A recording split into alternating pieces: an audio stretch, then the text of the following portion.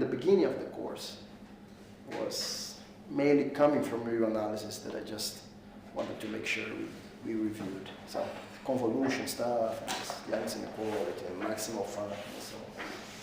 Now we are going through the more of a functional analysis classical stuff, and then I hope to be back in the end of the course to some of the highlights of Fourier transform, some interpolation theorem, some of these nice things. But anyway,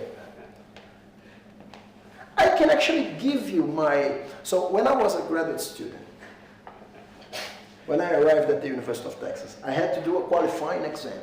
So the students, in every PhD program that you go, there are some qualifying exam requirement of some sort. In Texas, in Austin, it was like you had 4 subjects, like algebra, topology, analysis, and what they call applied math. And you had to choose 3 out of the 4 subjects to pass in a written exam. These written exams were given every 6 months, so every 6 months you could try them out, and in the period of 2 years, you have to have passed 3 out of 4. Otherwise, you would be invited to leave the program. This was the deal. So each of these exams corresponded to 2 courses, 2 semester courses. So for example, analysis exam corresponded to real analysis class and complex analysis class. Topology was differential topology and algebraic topology, and that one. So for the analysis exam, I decided to take, say, 6 months from now. And my approach was, okay, I'm going to take 20 previous years of analysis exams, and I'm going to solve all the problems. So I got the previous 20 years of exams. This was like 40 exams, because it was 2 per year. Each exam had like 5 or 10 problems, and I solved like 500. Every week I would solve 5 problems and write down. This I have the solutions. It's like a 300-400 page written of all the solutions of. I remember I solved mainly, it was like 300 problems overall. I might have solved 297. There were like 3 problems I could not solve in any possible way. One of these problems was a problem from Rudin's book. You know this famous book by Rudin, Real Analysis? I wrote to him. He was Professor Emeritus at the University of Washington, I don't remember correctly. But I wrote to him, hey professor, my name is Emmanuel, I'm a graduate student here, I'm trying to work in your very nice book, blah, blah, blah. I cannot solve problem number 8 of chapter 5. Can you give me a hint? And then he would reply with a hint and say, well, I have tried this thing, but it doesn't work because of this, this, and that. And then he replied to me, can you try this, this? Well, I have tried this idea, but it doesn't work because of this, this, and that. And then he replied to me, well, then I don't know how to solve this problem. So this was one of the problems I didn't solve. Another one was, so each of these exams was proposed by some guys in the department, right? So every semester, 2 out of the 5 guys in the analysis group would get together and write the exam. So there was this one problem from the exam of 1997 that I could not solve in complex analysis.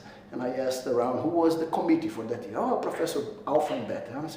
I went to their office and said, Professor, by the way, did you do this exam in the year 1997? I said, yeah, I think I did this exam. Can you show me how to do this problem? The guy said, I have absolutely no idea. In these times, we used to put problems in the exam that we didn't know how to solve. So that if any student would solve, it would be quite an accomplishment. So this was one of these cases. Okay, that's fine. That was it. So at the end of the year, some of my friends asked for a copy of my 400-page written thing. Well, I did the exam, and I did it very well. My approach was very successful in the sense that this exam there was some sort of intersection. So I noticed, taking a look at the exam, that some of the questions were kind of similar and so on. So on the actual day of the exam, when I opened the exam, there were like 8 problems, and 4 of which I had solved or had seen before, so I kind of just started writing down the solutions. So I passed with a very nice grade and so on. So my colleagues, at the end, some of my friends wanted the copy of my notebooks. I said, yeah, sure, take a copy and so on and so on. So I gave to maybe 2 or 3 friends. When I came back to Austin after completing my PhD, some 5 years later and so on, the graduate students were working out, and I saw there was like, this thing had been made into a PDF file of 400 pages, and someone had typed down the things. And I asked, how do you know this nice material of this thing, and some guy was telling me, yeah, there was some crazy graduate student that wrote down all his solutions here 10 years ago, and we just got together and typed down. Now it's a PDF tech file with all the solutions of the analysis exams. It's floating around. So I may even have the PDF with the, I might send this to you if you want to take a look.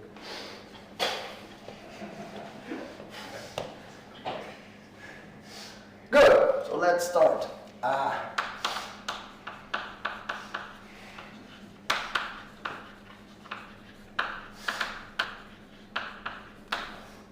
So this is our lecture number 12, right? So I want to talk to you today a little bit about reflexive spaces.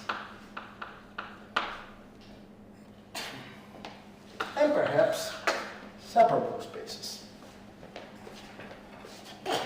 So the plan for this week is to finish finish talking about chapter 3 of this book, okay? Of the weak topology. This is very nice, perhaps most important chapter of this book, in my opinion, is this chapter 3, or at least the one that I like the most. So take a close attention, read all the proofs that are there. This is actually golden material. So we have already talked about the strong, the weak, and the weak star topology, right? So we started with the space E. In the space E, there is the strong topology given by the norm. This is a Banach space. There is the dual. And in the space E, there is this so-called weak topology. So this is the topology in E given by the maps of E star. This is what we call the weak topology. So these are the two topologies on the Banach space E. Now, on this Banach space E star, it's dual space, of course, it comes with a strong topology because it's a Banach space itself. It has a weak topology, which is the topology on E star given by the maps of E double star, which is right here. Right, this is the weak topology. And we have seen that there is a canonical injection of E to E double star, which is this map that we call J, right? So there's always a way to associate each map, each guy from E into a guy in E double star. So we send a little vector x, we send to a jx. Jx is an element of E double star. It means that we have to tell how Jx acts on a function of f. And this is, by definition, just f acting in x. Okay? So, and this j from E to E double star is an isometry. So it preserves norm. So this means that there is an isometric copy of E sitting inside E double star. It may not be everybody, okay? So, but there is an isometric copy of E that sits inside E double star. So you can see all the elements of E as being functionals on this E, on this bidual. And this is the catch to talk about what is this weak star topology. Because the weak topology on E star is given by the maps in this guy. But I can now talk about a subcollection of these maps, which are just maps generated by this operator J here. So I call this the topology of E star generated by the maps coming from E. It's by these maps Jx. So this is the weak star topology. So this guy has 3 topologies in it. We have seen several properties over the last week of the weak and weak star topology. In particular, we know how the neighborhoods of these guys are, how the basic neighborhoods of these guys are. We have seen some nice results about, say, convex enclosed sets in the strong topology are the same as convex enclosed in the weak topology. generally speaking, they are not the same. This is coarser than this, and this is coarser than this. We have seen some examples along that line. And finally, we ended up last class with this very important theorem.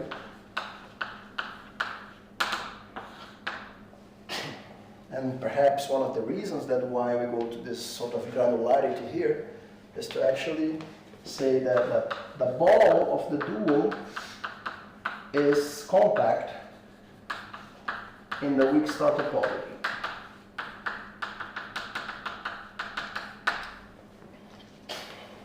Okay.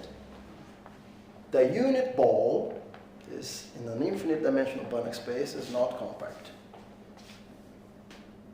Don't forget this fact. This is one of the ways somehow to recover the compactness of the unit ball in some sense, right?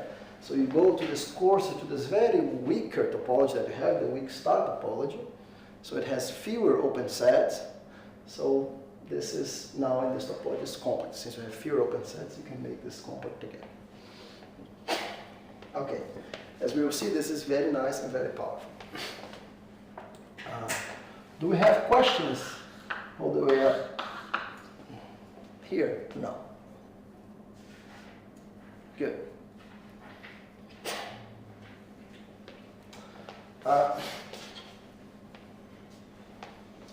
Let me do, before we, what do I want to tell you today? Okay. So, this is the key thing for the discussion that I want to have with you today. So, generally speaking, there's a copy of E inside E double star, and this is not the whole thing. But in some interesting cases, it is the whole thing. So, the definition, we say that a Banach space E is reflexive if J of E is equal to E double star. So if this map J I'm creating here is actually surjective. This copy of E in E double star is actually the whole thing. Right? Examples.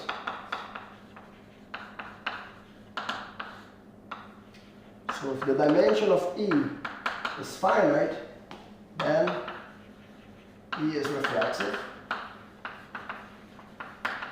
of course. If it has finite dimensional, then this guy has the same dimension of this guy has the same dimension of this, and this map, being an isometry, preserves the dimension, so the dimension of the image is the dimension of the whole thing, so they must be equal. So this guy is reflexive. As we will see, little LP for some LP space for P between 1 and infinity, not including the endpoints, this is reflexive. So as we'll see in the next week, we'll talk a little bit more about LP spaces. The dual of LP in this case will be LP prime, where P and P prime are related by this relation, right? So the dual of P will be LP prime, the dual of LP prime will be LP by this result. So in essence, you come back to the original space. But pay attention that I'm not including 1 and infinity. 1 and infinity here are special cases. So then, actually this is the first case. L1 and L infinity are not reflexive. As we will see, the dual of L1 is still L infinity, but the dual of L infinity is not L1 anymore. It's bigger than L1.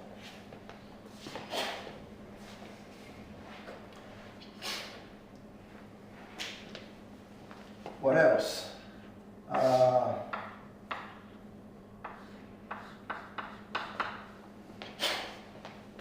we want space of continuous functions over a compact set K is not reflexive too. So this is the space of continuous functions over a certain compact set K, say 0, 1. Space of continuous functions with the sup norm over an interval 0, 1, this is not reflexive. So you see here some example of reflexive spaces. Hilbert spaces are reflexive in general. So Hilbert spaces.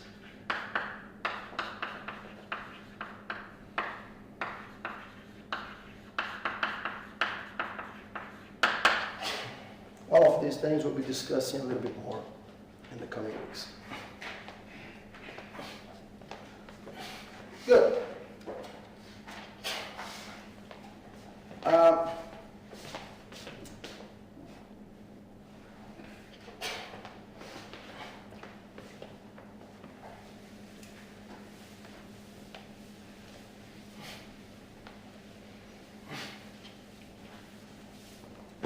So the first theorem that I would like to discuss with you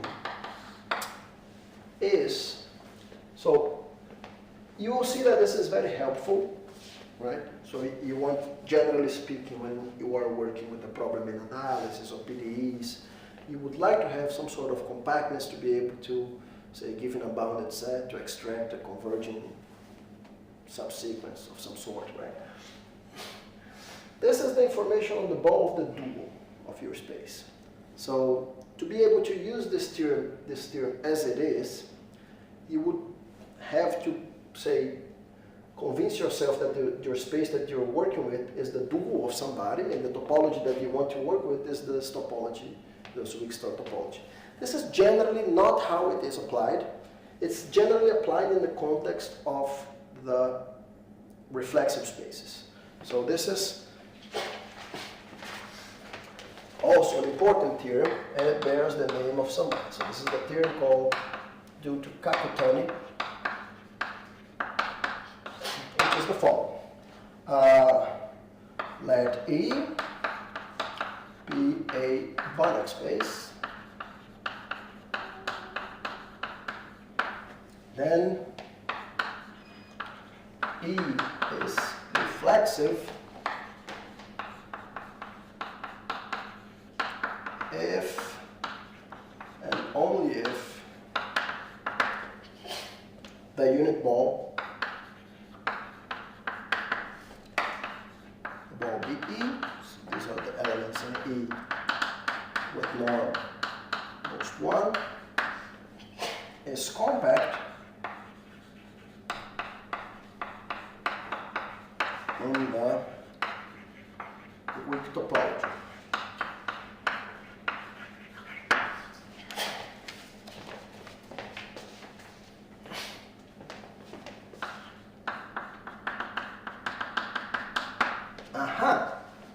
Now this is more aligned to what we want, right? So if I have a reflexive space, then the unit ball is compact in the Wick topology.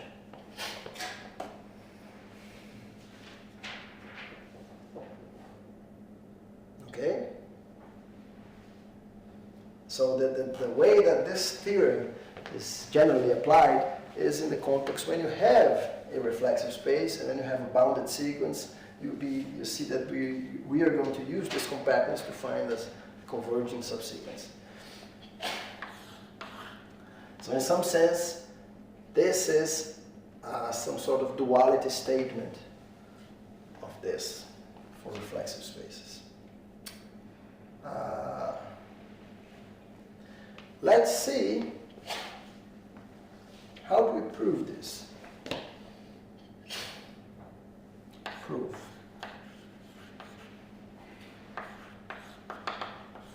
So this has two parts. It's if and only if. Let me show one of the parts here. Perhaps the other one I will let you read on the book. It's very nice, the proof of the other one, but for the sake of time, let's try to do at least one here in the class. So let me say, suppose the space is reflexive. So what do you want to do? So there is this, if A is reflexive, so suppose E is a reflexive space. Then you know that there is a bijection, so this implies that then this J from E to E double star is a bijection. Do you guys agree? It's an isometric bijection.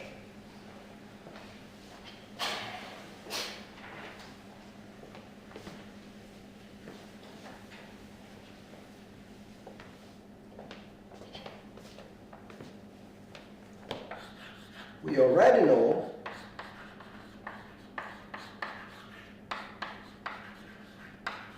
that the ball, bless you, the ball of this dual, bidual is compact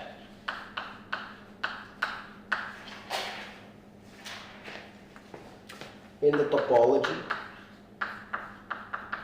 in the weak star topology of this guy. So this means the topology of the bidual given by the maps of one space under. This is the Banach-Allahou rule.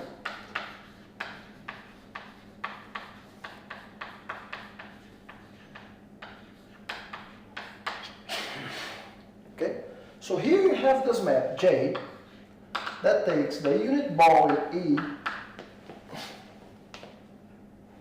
and that maps to the unit ball in E double star, right? Remember, J from E to the bidual is a bijection and it's an isometry. So it must take the unit ball of one into the unit ball on the other side bijectively. Okay, so this J is a map from here to here.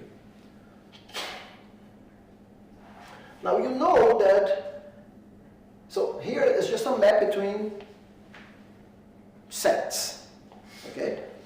I'm not talking about continuity of the map, right? So at this moment it's just a recipe how to map one element here into one element of here. Now I have some sort of compactness here. So if I look at this set, now if I look at this set with this topology, look at this set with this topology. Okay, so now I'm talking about, instead of talking about a map between sets, it's just a bijection in a set theoretical meaning. I'm going to talk about a map from two topological spaces. This is the topological space on the right, this set with this topology. Now I know that it's a compact set here. And here on this side, I'm going to put the set that I want to work with. So the set BE with this topology. With the weak topology. Okay? So the map J keeps being a bijection between these two sets. I want now to investigate if it is continuous in one of the directions. Right? Specifically, so I'm gonna just put an observation here. So if f from x to y is continuous, by saying that the function is continuous, I'm already implying that there is some topology here, some topology here, that the pre-image of open sets is open. So when a map is continuous, the pre-image of open sets is open, but the continuous map also sends compact sets into compact sets on the other side. So if A contained in X is compact, then f of A contained in Y is compact. Okay? This is very easy to see.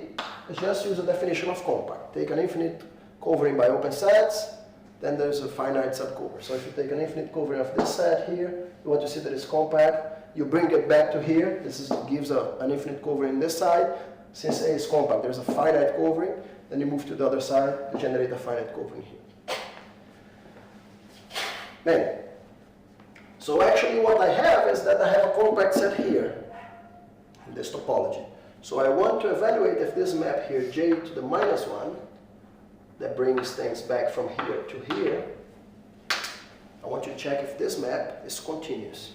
So in our case, it is enough to prove that this map j to the minus 1 is continuous. J to the minus 1 is continuous from this topological space to this topological space. That topology is coarser than the other. That topology is coarser than the others. So These are two different sets. Well, yes. Well, this one, roughly these are the same sets. I'm just going to prove that this topology is. Say that again. This topology is. This topology is the weak topology. This is the weak topology. And This the is other one is the weak star topology. Yes. So no, it's not. Well, but this is not hard to see. Let me just also, besides the observation number 1 here, I want also to remind you of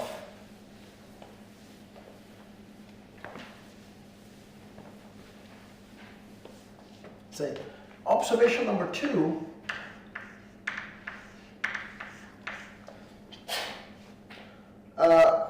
So this is perhaps something that I may have mentioned in the beginning of last week, or may not, but let's see it again. So if I have two topological spaces, X and Y,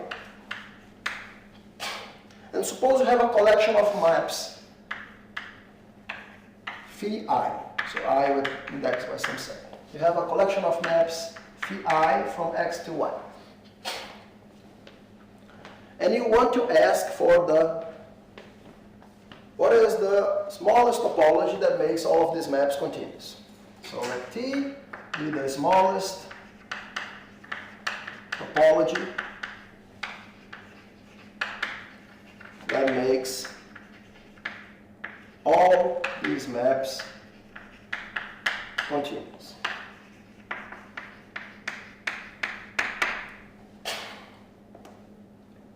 We have seen what this is.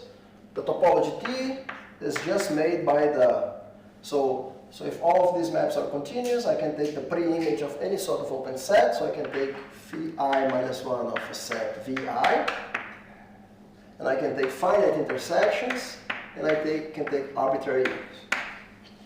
So this is the topology T. That's the smallest topology that makes all of these maps continuous.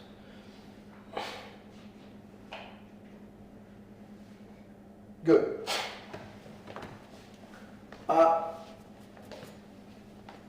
What do I want to argue here?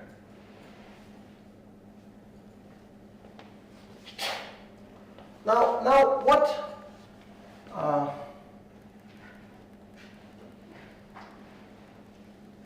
This is the topology.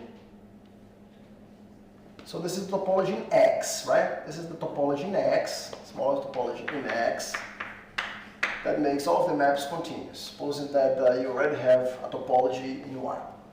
So there's more topology in X that makes all of these guys continuous. Okay? What I want to do is, how do I know, now my question is,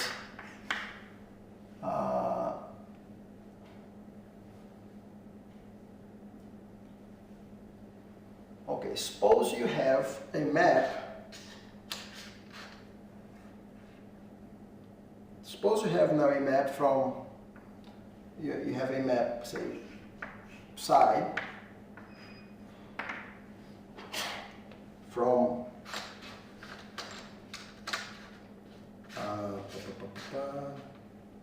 this is phi I.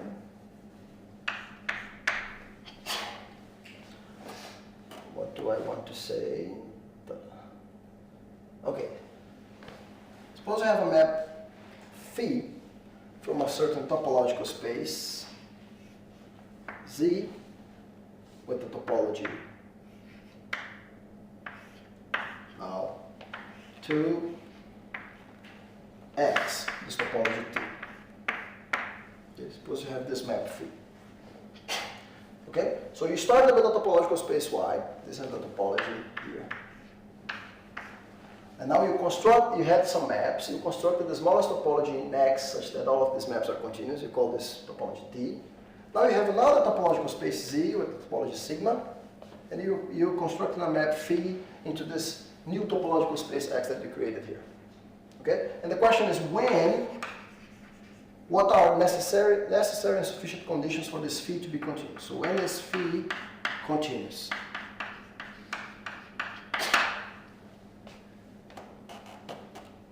Contains the base elements, the inverse image of the base.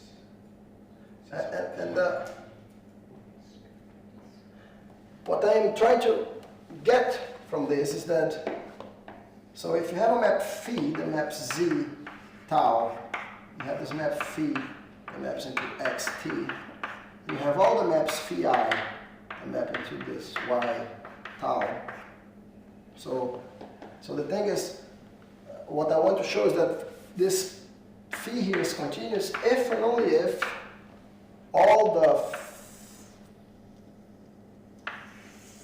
phi I of phi, if I compose with this phi I here, now from Z to Y, all of these are continuous.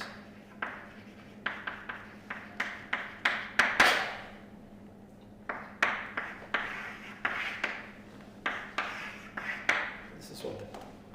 So if I compose the map with this phi I, all of these are continuous. So again, you start with the topological space that you knew what the topology was, and then you created the smallest topology on X such that all of these maps are continuous. Now you're given another topological space and you're a map from Z to X, and you ask yourself, when is this phi continuous in this strange topology here? So if you don't want to deal with the strange topology that you created here, no problem. Just compose your map big phi here with the small phi I's. Now make it a map from Z to Y, that you already know the two topologies on there, and investigate if all of these maps are continuous. If all of these maps are continuous, then that's because this map here from here to here is continuous. Let's try to prove this little assertion here. So if this phi is continuous from this topological space to this one, by definition of the topology in X, these maps are continuous, and the composition of two continuous maps is continuous. So if this side is continuous, this implies that these are continuous. The other way around is the interesting one. So this one here is okay. Now let's see the other way around. So suppose all of these maps are continuous.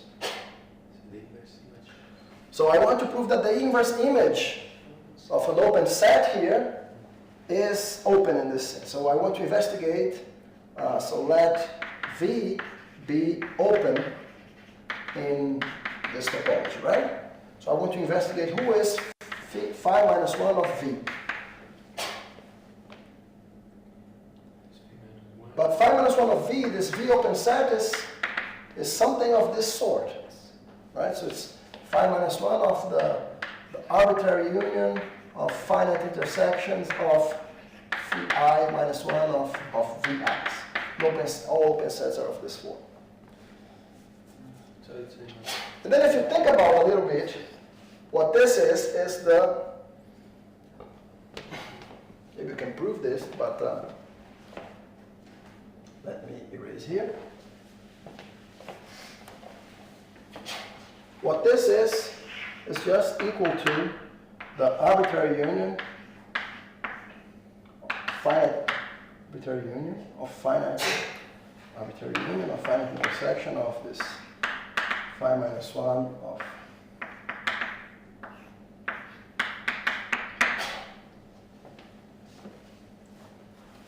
is it this thing? The pre-image. So I can just move this guy inside. So the pre-image of a bunch of sets,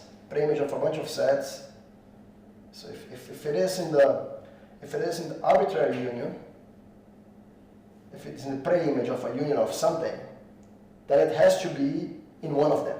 It has to be in the pre-image of one of them. right? So if a point x, let's say if x belongs to this set, then phi of x belongs to here, belongs to a union of something. If it belongs to a union of something, it must belong to one of them. So phi of x belongs to this guy, finite intersection of something. But if phi of x belongs to the finite intersection, it belongs to all the guys. So it belongs to the intersection of, and then x must belong, phi of x must belong to all of these, then x must belong to phi minus 1 of these guys, for a finite number of guys. Then you take all the possible finite number of guys, and arbitrary union of guys, and this is here. And so in essence, from this estimate here, what you have is, but remember, all of these maps are continuous from Z to Y. So by definition, this guy here is open in Z. Because, you know, the pre-image of this is the pre-image of this, so all the pre-images of this. So if a point x is such that phi I, phi of x belongs to a certain A, then x must belong to the pre-image of A, and then phi of x must belong to the pre-image of A, and x must belong to the pre-image of the pre-image of A. Right. So all of these sets are open in Z, and what you have is that, well, this is a finite intersection of open sets, which is open. This is an arbitrary union of open sets, and this is all open in Z. So this is what we wanted to show, right? That this map was, we took a general open set here. We wanted to show that the pre-image was open in here, but this follows because each of these guys is open in Z. Okay? So this establishes the claim. Is that okay? So why is this helpful? You know, sometimes we have defined in our situations a topology that makes a certain collection of maps continuous. Maybe all the maps in the dual, in the case of the weak star topology. It may be in the case of the weak topology, or it may be the guys in the bidual that come from somebody in E, in the case of the weak star topology. But sometimes we want to argue, like in this example. I want to argue if this map from here to here is continuous. From here with this topology, to this guy with this topology. Now let's try to apply observation 2. So from observation 2, to show that this map J minus 1 that we want to construct here is continuous, it suffices to prove that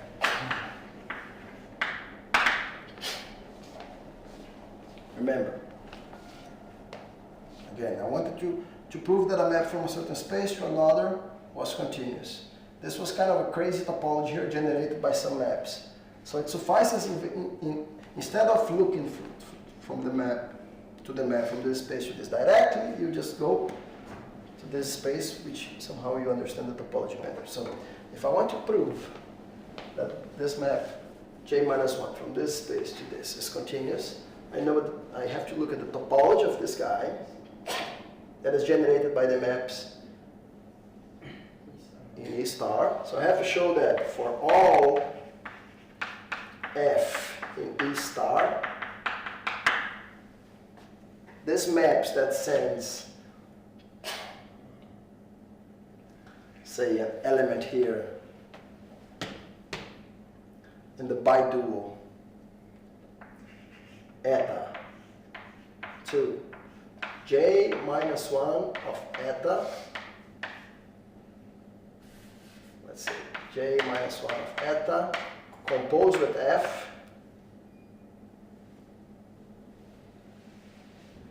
so F will send this map to, F will send this guy to R, okay? So maps that send this to R, so the map that send B double star to R, I want to show that this map is continuous in here. what is this? What is this guy? So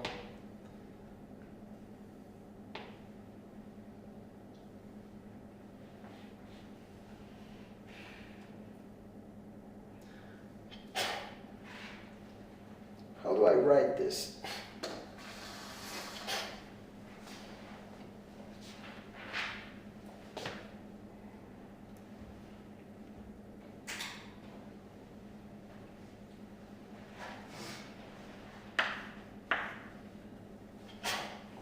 Well, how do I know that a certain map that maps the bidual with this topology to this guy is continuous?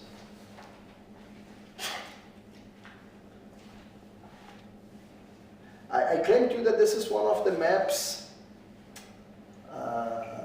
Let's see, what do I want to claim here?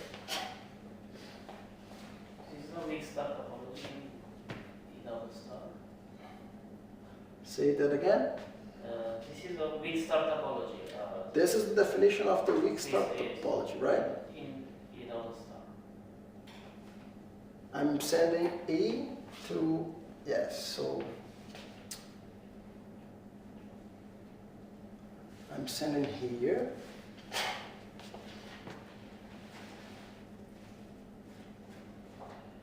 Yes, I want to see that. How do I conclude this thing?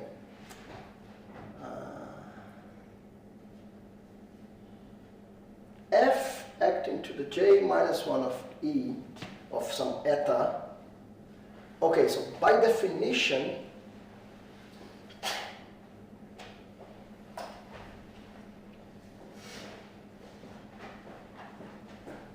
this is the same thing as, so the map that I have here is the same thing as F acting on J minus 1 eta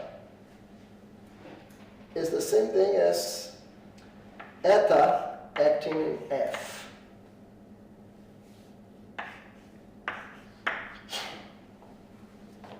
Right?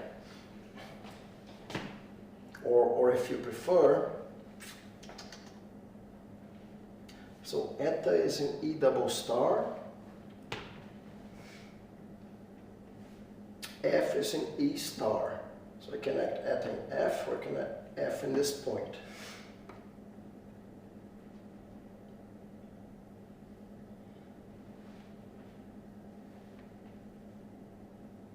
Yes, this is true, right? This is true because eta is going to be some j of x, right? That is just j of x. So this is the map that sends, yeah, so this is f acting in x, this is jx acting in f, which is just f acting in x. So this map is actually the same as this.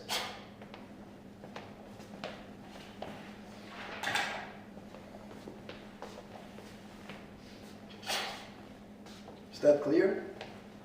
So to do this, we call that eta is some j of x, for some x, right? So this is just f acting on x, which is just jx by definition acting on f.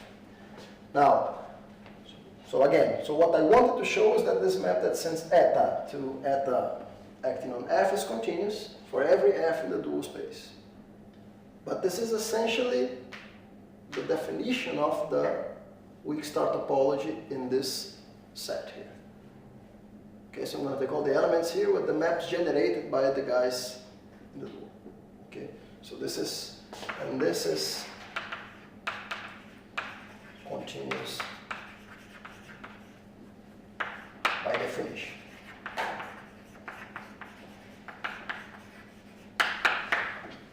All right. Again, this is just a matter of understanding the definitions. What I've done here is nothing deep, okay? It's just a matter to understand what's the definition of the topology in this space. So let me recall to you. So, okay, so let's see if we understood the proof correctly. Whenever you have, say, a given topological space and a certain collection of maps, and the smallest topology that makes all its maps continuous, if you want to investigate, then you put this topology here on X. And if you want to investigate a certain map here from another topological space to X as continuous, All you have to do is to compose with this defining maps and to see if the composition is continuous. Okay, so this is the situation that we have. We have a certain topological space here which is compact, a certain map to another topological space. We would like this to be continuous, to be able to show that the image of a compact is compact, which is our result. Now, I have a certain map, I want to see if it's continuous or not. Now, the topology of this space is defined by some maps F that send this space to R. And this is the smallest topology that makes all of these maps continuous. I want to see now if the composition with any of these maps from here to here is continuous. This is what I have to check. All right, so let's see. So I want to investigate if the composition of these maps, so which is a map that sends a guy eta here in the bidual, and that sends to j minus 1 f of j minus 1 eta. I want to see if this map now belongs to R is continuous. But recall that this is a bijection. This j is the bijection, so this eta is going to be some j of x.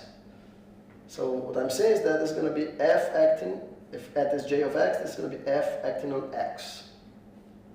And f acting on x is the same thing as j of x acting on f, if you want, in the pairing, by the definition of the jx.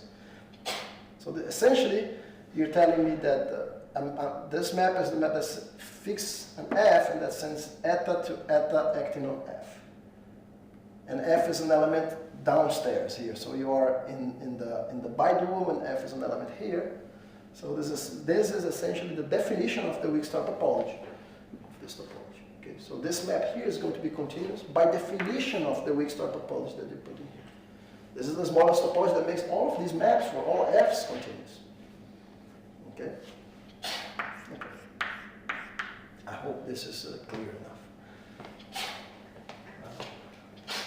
So this is how we prove that then this image of this compact set by this continuous map is a compact set. So the ball, the unit ball, is compact in the weak topology. So this is very, very, very nice.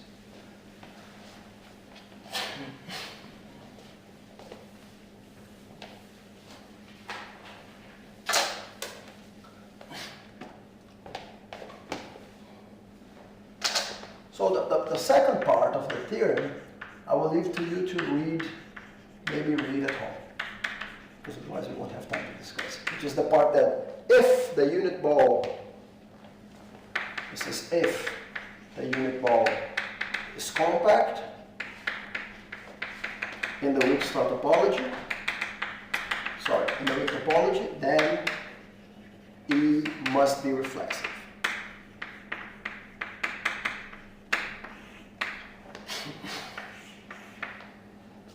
Okay? Read. To prove this, it requires two little lemmas, but then it's a very nice proof. So read at home the end of this proof. This is the theorem of Kakutani. Now,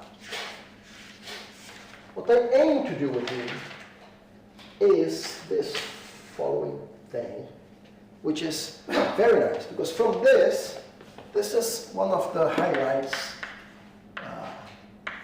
that I want to prove to you, but maybe in the next class, and I want to explain to you why this is a bit trickier than what it seems. So this is what I'm going to call sequential compactness in reflexive spaces. I will state it now, but maybe we'll prove in the next class. So let E be Banach, let E be a reflexive Banach space.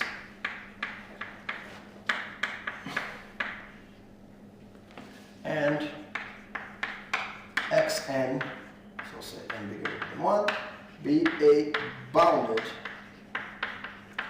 sequence on A. Then there exists a subsequence X and K that converges weakly on A.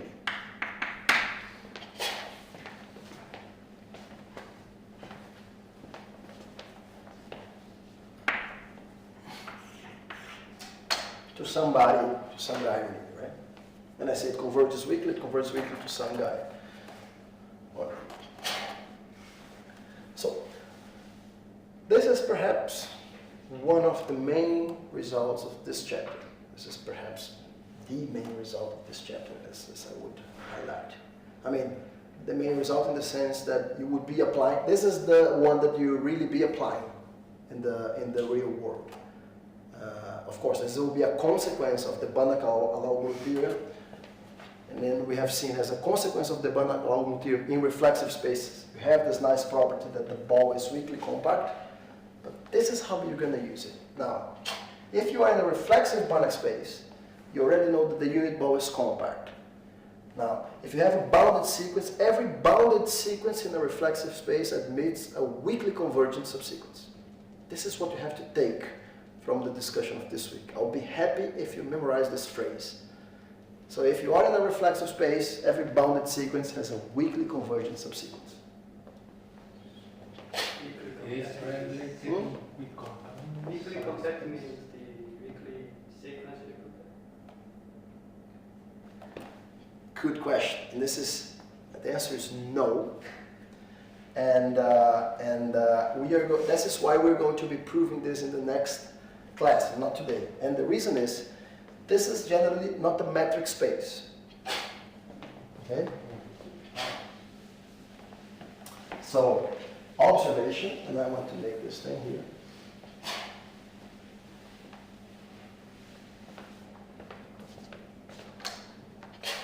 So I want to make this observation. Oh, this chalk is bad. Observation 3.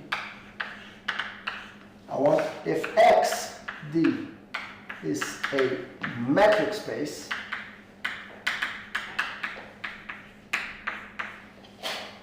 it's a metric space, then the following are equivalent.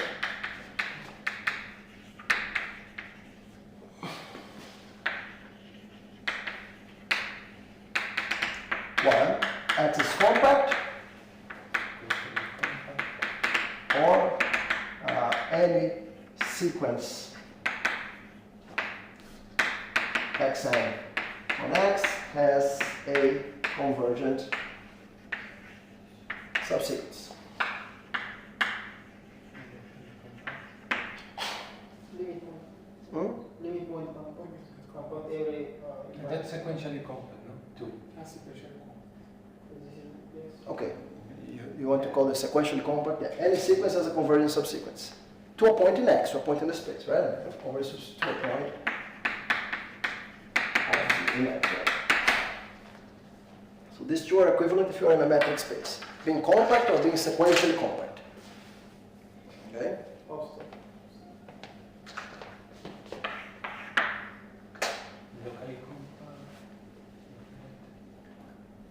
House of metric space, you want? No, it's called host of theorem. All right, I don't know if this is a theorem, but this is, yeah. I'm proposing to you in the exercise list to refresh your memory this exercise. It's not hard, but... We studied in... That was one of the central parts. With topology is not centralized. That's the catch. Not in the whole space, but we will prove that in the unit ball, if you restrict your bounded set, then the weak topology is metrizable. Yes, metrizable. You can define a metric on the unit ball that generates, the metric generates the same topology as the weak topology. Therefore, you'll be able to use this. Okay?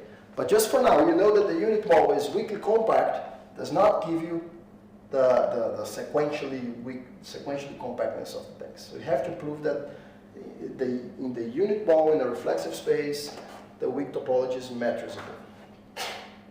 There's a metric that induces the same topology on a bounded set. This is not true in the whole space. I'm also putting some exercises to you in the homework to discuss this thing. So you can put a metric in the unit ball, but you cannot put a metric in the whole space that defines the same topology as the weak topology, just on bounded sets. Okay, so we're going to prove this thing in the next class, and I'm going to postpone the proof of this to the next class when we prove that in the reflexive space the unit ball is metrizable. But I wanted to state now and I want just to show you why it's not completely obvious just from the compactness that we just proved that you can transfer to sequences. But this is true, and this is how you're going to use it in real life. You're going to be given a sequence or a bounded set in a reflexive space, and the first thing that will have to come up to your mind when somebody gives you a bounded sequence in a reflexive space is, there is a convergent subsequence in the weak topology. And usually, this is your candidate. So you usually work hard on applications, on partial differential equations, on analysis, to be working on a certain reflexive space, to have a bounded, to prove that your set is bounded. Then you'll be able to conclude that there is a subsequence that converges weakly to X, and this X is born on the space. Right? And usually this guy is your guy of interest. It's your solution of the partial differential equation. It's your solution of your problem. And then you have to prove that it is the solution, but this is your candidate. This is your first candidate to be the solution of the problem.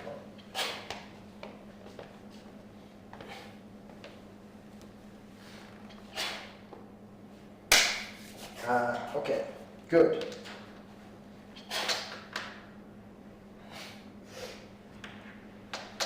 You will see more of what we're going to be using this result a lot of times here, hopefully.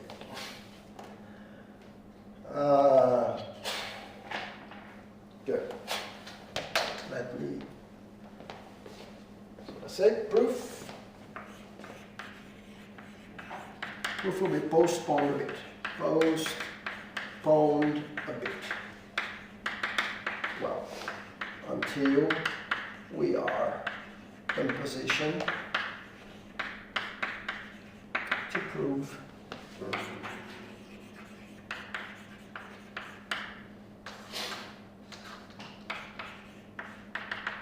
that the unit ball with the weak topology is matrizable.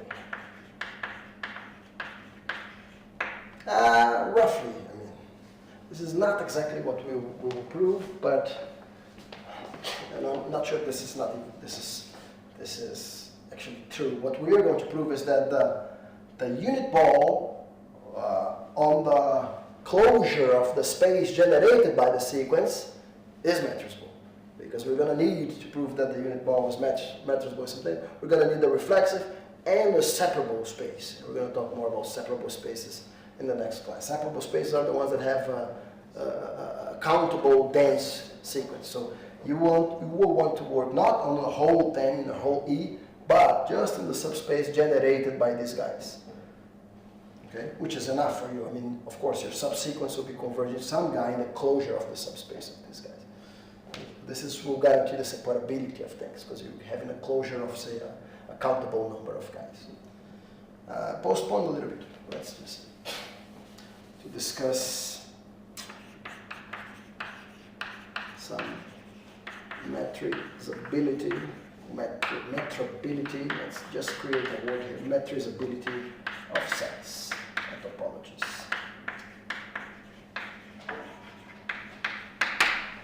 Okay, more in the next class about this, but let's see just for now.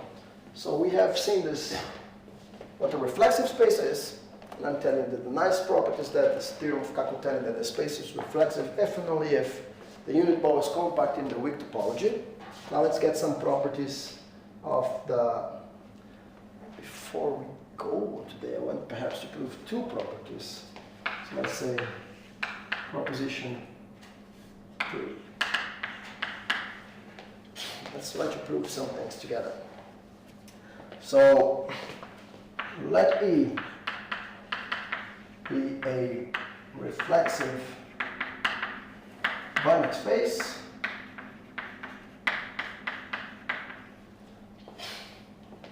and M contained in E be a closed subspace, then M is reflexive.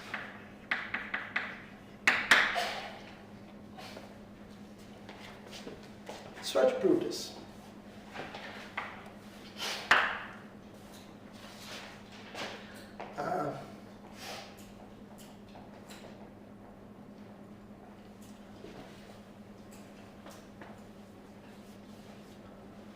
Okay, so if you have a reflexive Banach subspace and a closed subspace, then M, this M is reflexive.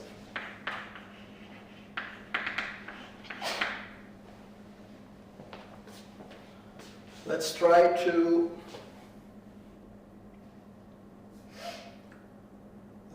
prove this.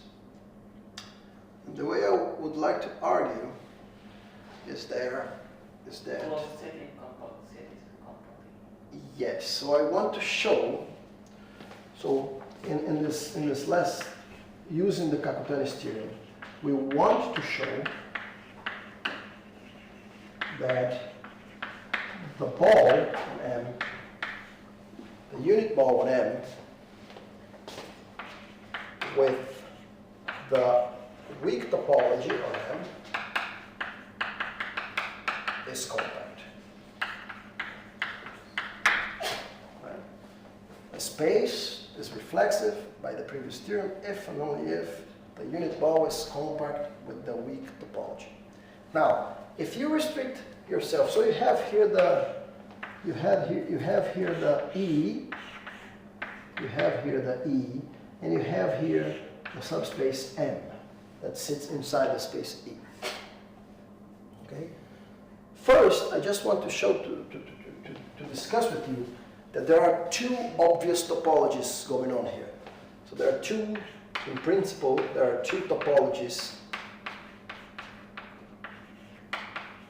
that you could consider on M. The first one is the weak topology of M. So M is itself is a Banach space. It's a closed subspace of a Banach space. It's a Banach space. It has its dual, whatever it is, and there's a topology generated by the functionals on M star. So it has its own weak topology. The second topology that we can put on M, since M sits inside E, you could take the open sets of E and intersect with M. So there's the induced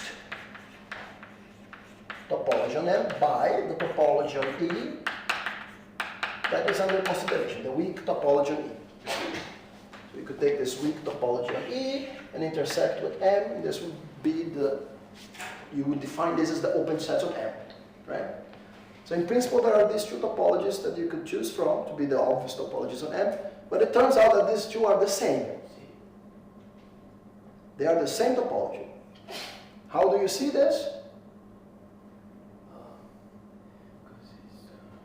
Of course,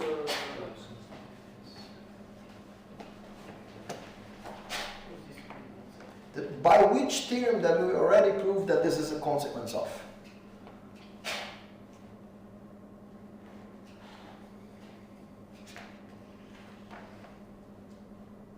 Yeah, in weak topology we proved the one theorem is this is the smallest topology, like this one is.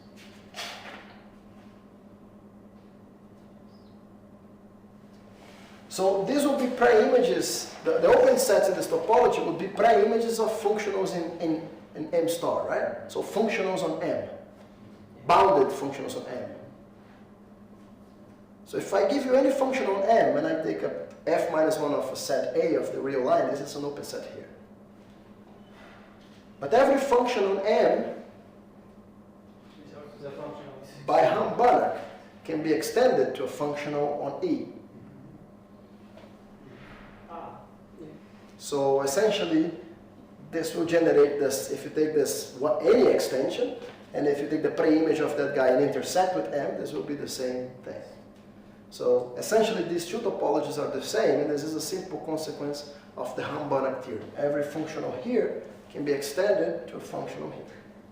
Not in a unique way, but it doesn't matter. Okay? So they are the same. They are the same.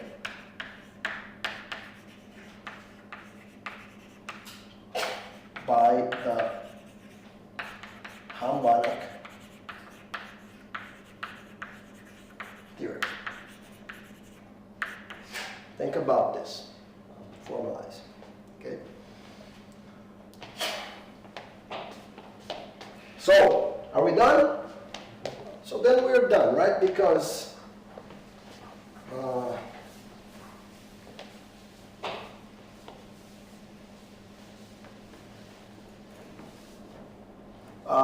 Then we're done because BM is what? It's just BE intersect M, and this is closed. This is actually compact on the weak topology, and this is closed in the strong topology. But remember, it is also a subspace. Being a subspace, it is also convex. So if it's closed and convex, then it doesn't matter if you're talking about the weak or the strong topology. Okay? So this is closed and convex. This is closed in the strong topology to start with, but since it's convex, it's also closed in the weak topology.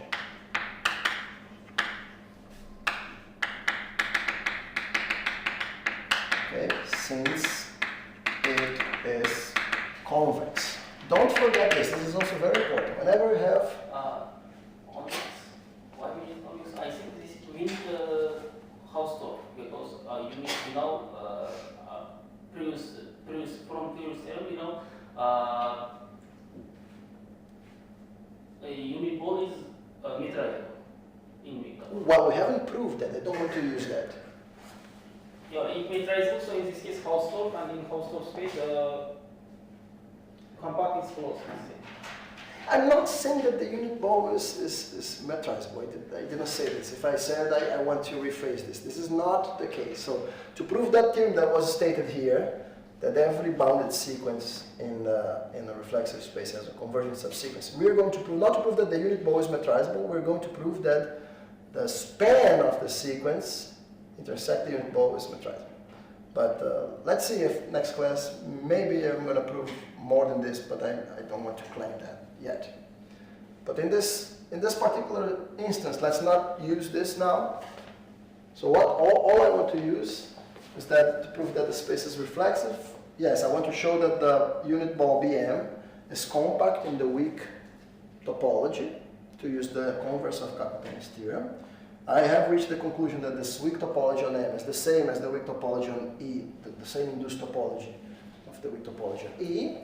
And I want to just conclude that I'm intersecting a compact with a closed set in this topology. So if I'm intersecting a compact set in a certain topology with a closed set in the same topology, then you have a compact intersection, right? So this is compact on the weak topology, and this is a closed subspace. But when I say closed without referring to anything else here, I mean closed in the strong topology.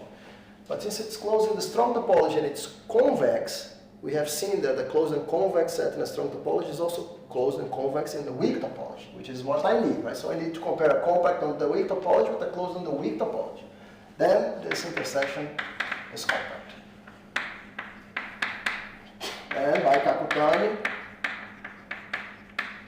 this set M is reflexive. Okay, so now you start to generate a lot of examples of reflexive spaces. You can start with those that are listed here, any Hilbert space, any LP, but if you take any sort of closed subspace of these guys, it will also be reflexive. Okay, so then this generates a myriad of examples.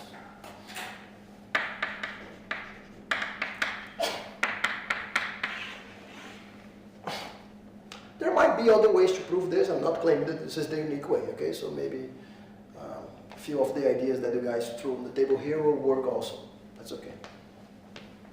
All right, maybe let's finish today just with this property. Let's see. Yes, so let us close today with this property. Proposition 3, proposition 4. So A is reflexive if and only if E star is reflexive.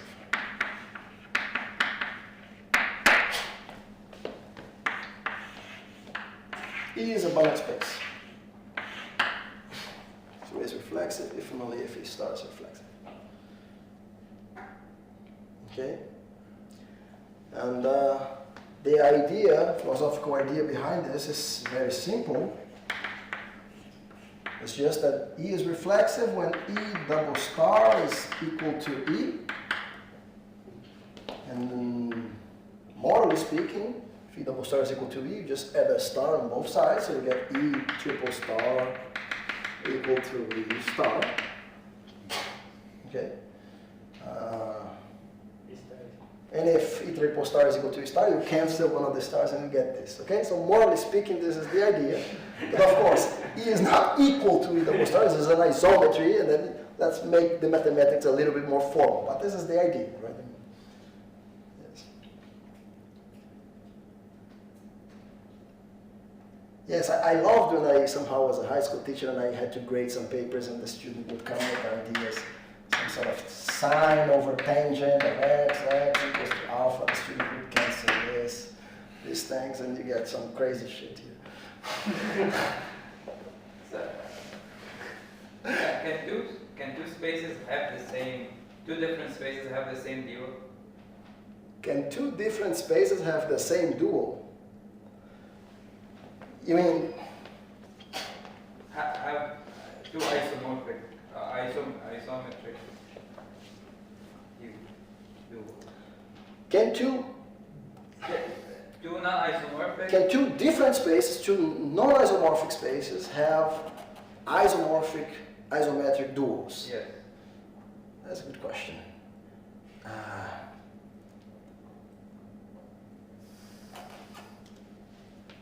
Because It's not obvious. The process of removing a star. Yes, it's not obvious to me, but I think that the answer is yes. I think you can create such examples. Yes. But this is a good question, but I think yes. I think two non-isomorphic spaces somehow can have the same dual space, I would guess. But still, let me think about it a little bit. But let's see, with the weapons that we have at hand, let's try to prove this thing. And then we depart today happy to go home.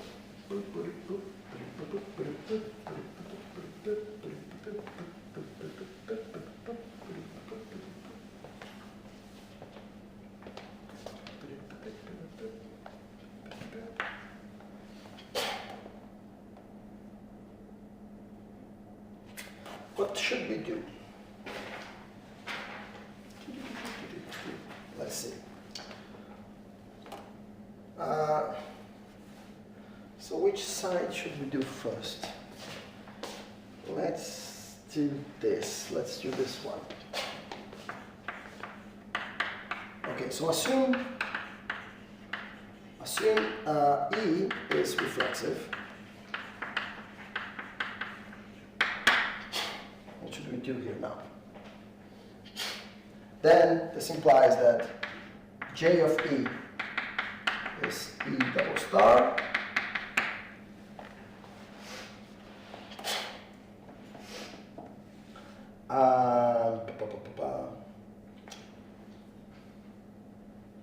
And what I want is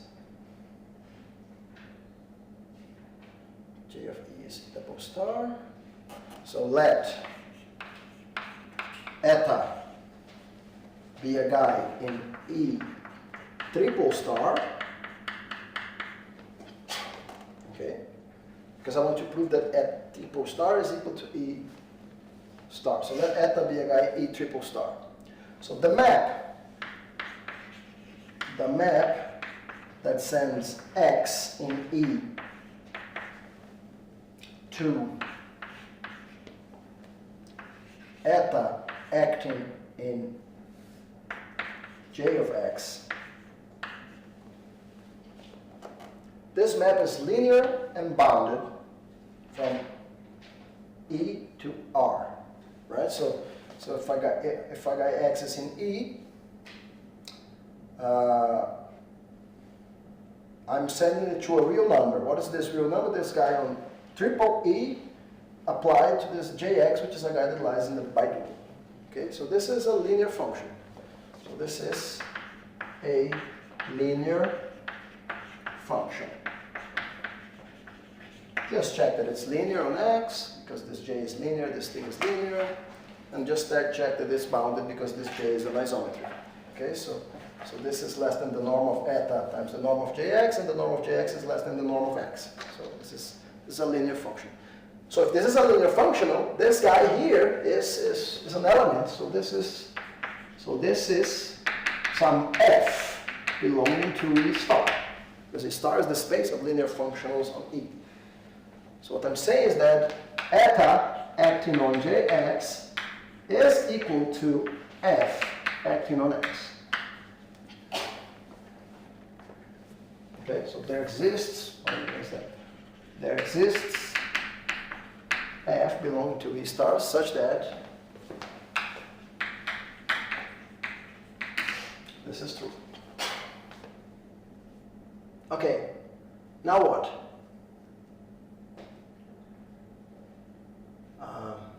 Now what do I want to do? But remember, so f applied to x is by definition what I'm calling jx applying to f. Jx now in the bidual. So what I found here is that eta applying to any jx is equal to this jx applied to f. But recall that j is a bijection from E to the bidual. So if you call that jx equal, say, let's see, I call it eta, but let's call it c, is any element in E star. So what you claim is that eta acting in C is just C acting in F for this F. So in other words, this eta comes from somebody in the E star, because this is what we define as JF, or let's say J tilde F acting in F. J tilde being the natural map from E to E triple star. Yes, what I'm proving is that any map eta on E triple star here comes from a map in the dual. Okay.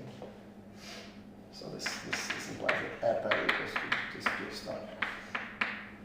And yeah, this is J star is bijective.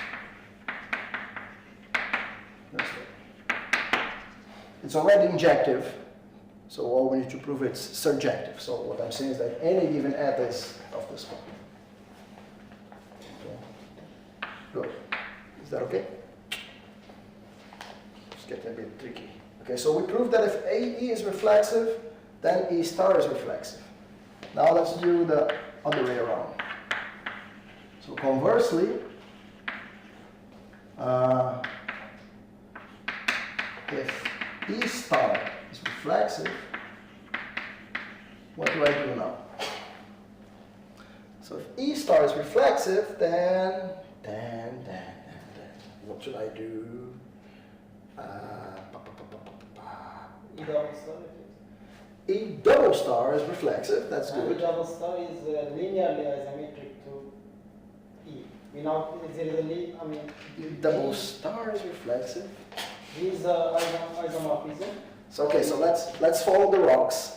Conversely, if E star is reflexive, then by the previous result, E double star is reflexive. Good. And our G is isomorphism, and we proved G is linear like J, right? J of E that sits inside E double star in principle. This is being an isometric, so this is a closed subspace. This is a closed subspace. Do you guys agree? Let's see. This J is linear, so J of E is definitely a subspace. Okay?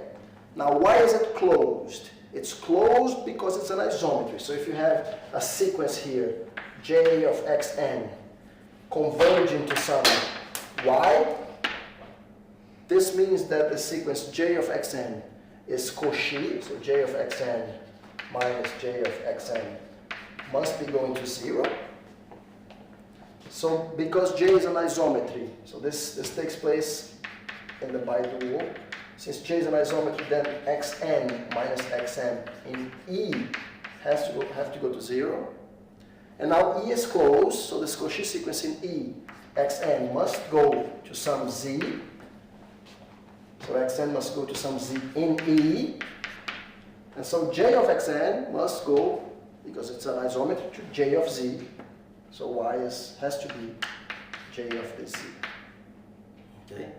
So the way to see that this is closed is that if you have a convergence sequence here, then this is a Cauchy sequence. You bring back to the original space, where because it's an isometry, the Cauchy sequence converges there, and you go back to the other space to find that this Y belongs to the subspace itself. It's the J of somebody. So this is a closed subspace of E double star, which is reflexive. So we have seen that this closed subspace, this means that J of E itself is reflexive. By the previous proposition that we proved, a closed subspace of a reflexive space is reflexive.